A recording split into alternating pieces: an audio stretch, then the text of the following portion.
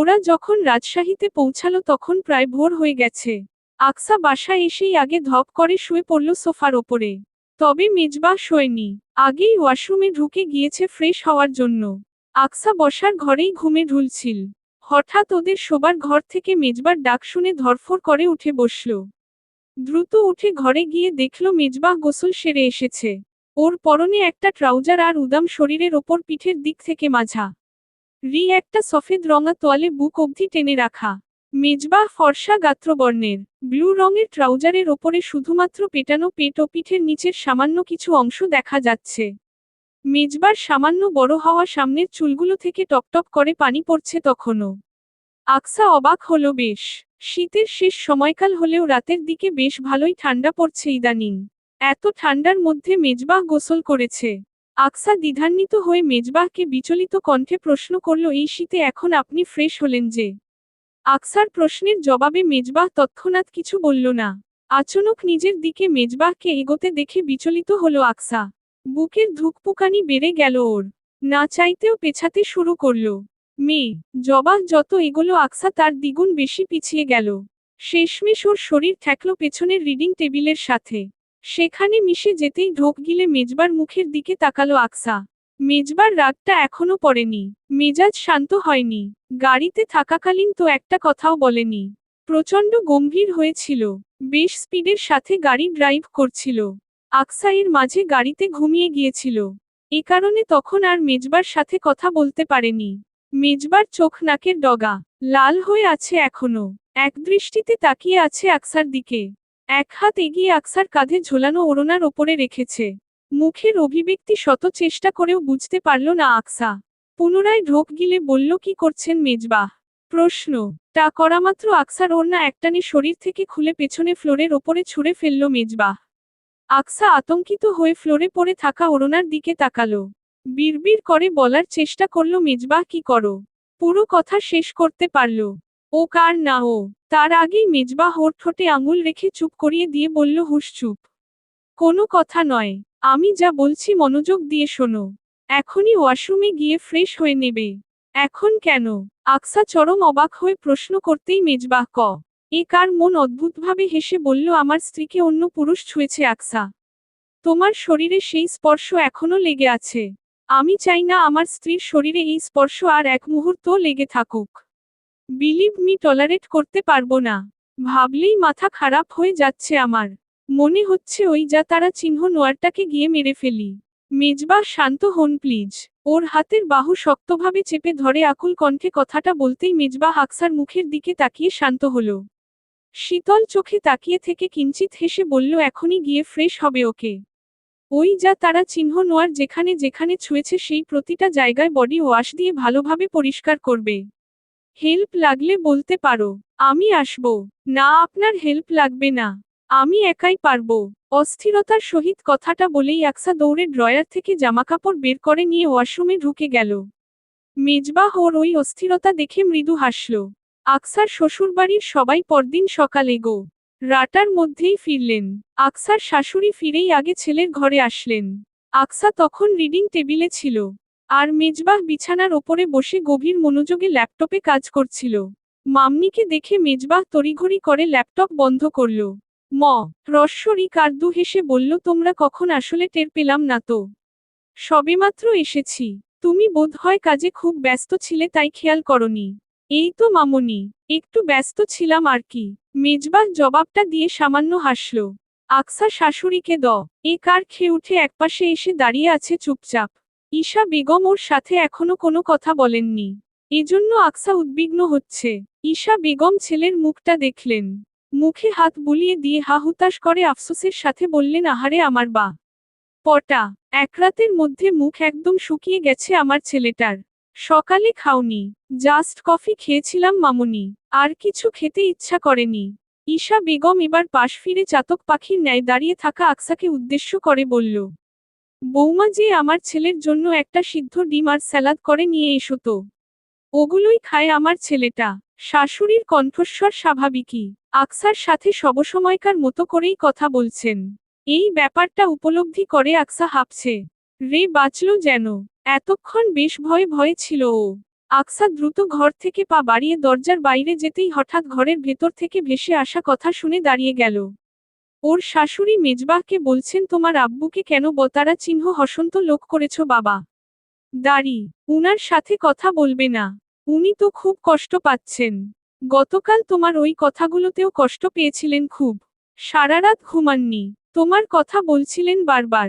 আকসা উকি মেরে দেখল মায়ের কথা শুনে মেজবাহ মুখ অন্যদিকে ঘুরি এই নিয়েছে। ঈশা বেগম ছেলের মুখে হাত রেখে ফিরিয়ে বললেন, কথা বলবে না তার সাথে? হঠাৎ এমন কেন করলে? কেন করেছি সেটা তো তোমাদের সবার কাছে এতক্ষণে ক্লিয়ার হয়ে যাওয়ার কথা মামুনি। একজন পারভাটকে মেরেছি আমি, কোনো মুজরিমকে নয়। সেটা তো জানি বাবা। তুমি যেটা করেছো সেটা তোমার দিক থেকে ঠিক আছে। অমন সিতারা চিহ্ন চুয়েশনে মাথা গরম হওয়াটাই স্বাভাবিক। কিন্তু তোমার আব্বুর সাথে এমন করছো কেন?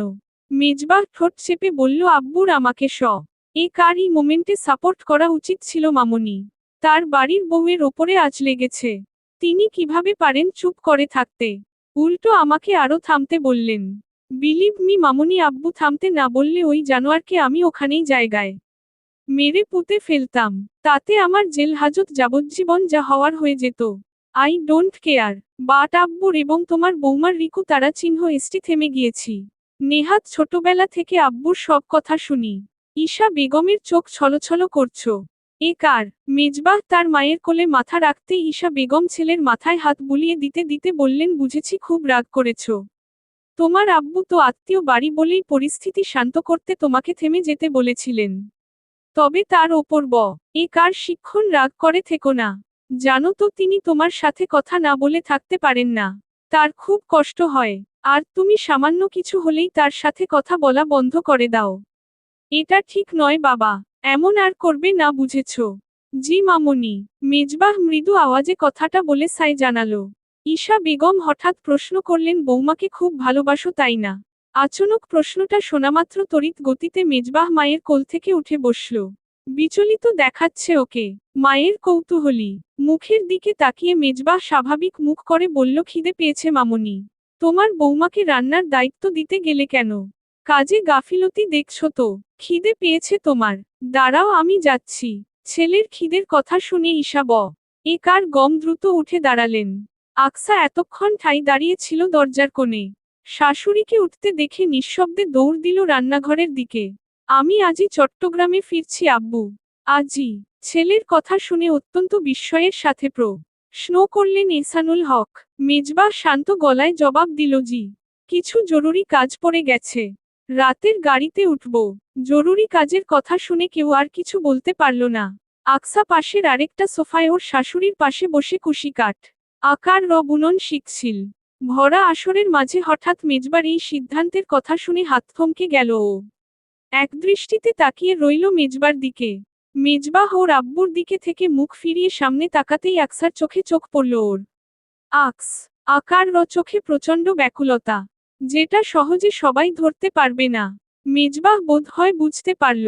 ও এক পলক দেখেই মুখ ঘুরিয়ে নিয়ে পুনরায় ওর মাম্মিকে বলল, আকসাকেও আমার সাথে ক্যান্টনমেন্টে নিয়ে যাচ্ছি মামুনি। অথরিটি থেকে ইমার্জেন্সি পারমিশন নিয়েছি। আপাতত তেমন কিছু প্রয়োজন নেই। শুধু ওকে ওর কিছু দরকারি জিনিসপত্র প্যাকিং করে নিতে বলবে। আকসা চমকালো। মেজবাহ ওকে ক্যাতারা চিহ্ন এন্টনমেন্টে নিয়ে যাবে? হঠাৎ আকসা হতবিহ্বল চাহনিতে তাকিয়ে এ কার রইল মেজবার দিকে। তবে মেজবার মুখ সেই আগের মতোই গম্ভীর শান্ত। ওর মুখ দেখে কিছু বোঝা গেল না। আকসার শাশুড়ি ওকে তাড়া দিল ব্যাগপত্র গুছিয়ে নেওয়ার জন্য। এখন বিকাল 3টা বাজে। রাত 8টার মধ্যে বেরিয়ে পড়তে হবে ওদের। আকসা বিছানায় রাখা লাগেজের ওপরে বসে অজস্র কথা ভাবছে। মেজবাহ ওকে হঠাৎ ক্যান্টনমেন্টে নিয়ে যাবে কেন? আগে তো কিছু বলেনি। এটা কি হঠাৎ করা পরিকল্পনা? কিন্তু কেন?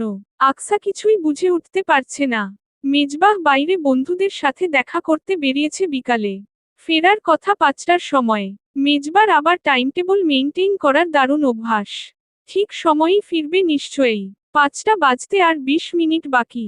আকসা উঠে লাগেজট আকার সোজা করে রাখল পালঙ্কের একপাশে। হঠাৎ বিছানার ওপরে পড়ে থাকা ওর ফোনটা কর্কশ শব্দে বেজে উঠল। আকসা দ্রুত ফোনটা টেনে এনে দেখল সেই ব্যক্তির ফোন কল। ঘরের দরজা ভেজানো আছে। এই ঘরে এখন কেউ আসবে না। আশেপাশে কবার অবলোকন করে আকসা কল রিসিভ করলো। আজ ওর মন বড্ড ফুরফুরে। তাই কল রিসিভ করেই আগে একটা লম্বা সালাম দিয়ে হেসে জিজ্ঞাসা করলো কেমন আছেন। ফোনের ওপাশের ব্যক্তি জবাব দিয়ে পাল্টা হাকিকাত জিজ্ঞাসা করতেই আকসা মৃদু হেসে বলল আমি তো খুব ভালো আছি। সামনে আরো ভালো থাকবো। কেন জানেন? কারণ আমার হাসবেন্ডের সাথে তার ক্যান্টনমেন্টে যাচ্ছি। সেখানে গিয়ে নিশ্চিন্তে আপনার সাথে কথা বলতে পারবো। কোনো দ্বিধা আতঙ্ক থাকবে না। আর লোকের সন্দেহের ভয়ে জড়ো হতে হবে না। এটা খুব বিশ্রী ব্যাপার জানেন তো। আমাকে কেউ সন্দেহ করুক এটা আমার ভালো লাগে না। হ্যাঁ ওখানে গেলে ভালোই হবে। আমার হাজবেন্ড তো সবসময় ক্যাতারা চিহ্ন এন্টনমেন্টে থাকবে না। ফ্রি থাকবো অল টাইম। যখন খুশি কল দিতে পারবেন। আমাকে পাবেন। তো তোমাকে আর কতভাবে পাওয়া যাবে?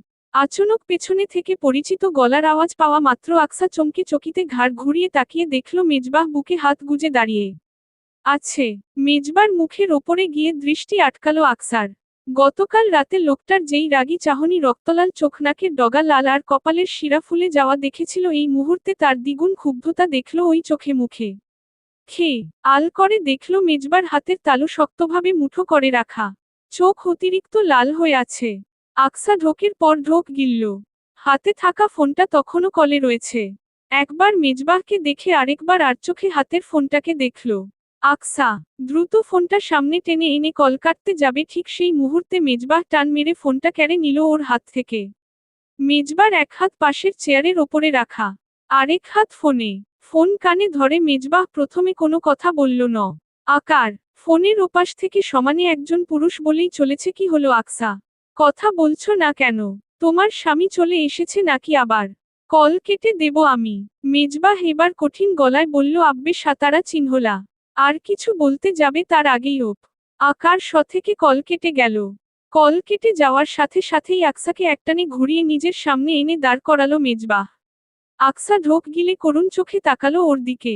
মেজবাহ রাগে আপাতত হিতাহিত অজ্ঞান শূন্য। ও আকসার হাতের বাহু আকার মুছে ধরে ওর থুতনি উঁচু করে ধরতেই আকসা কাপা স্বরে মিনমিন করে বলল মেজবাহ ফোনটা। ফোন শব্দটা শোনামাত্রই মেজবাহ এক আছাড়ে ফ্লোরের ওপরে ছুঁড়ে ফেলল ফোনটা। আকসা সেই শব্দে কেঁপে উঠল। মেজবাহ ওকে ছাড়ল না। ও দুই গালে হাত চেপে ধরে বলল হাজবেন্ড থাকতে অন্য পুরুষের সাথে ছি।